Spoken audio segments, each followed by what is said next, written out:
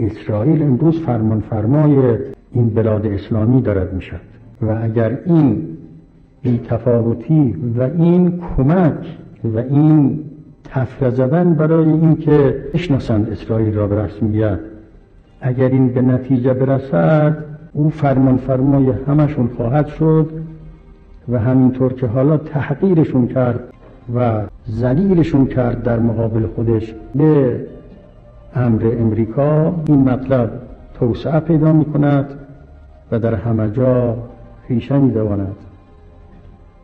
مکرر این مسئله ذکر شده است که اسرائیل قناعت نمی کند به اون جایی که هست، قدم قدم پیش می رد و هر قدمی که رفت میگه ما کاری نداریم، ما همین است.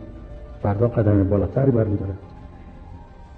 امروز لبنان است، فردا خدای نخواسته سوریه است، پس فردا عراق است.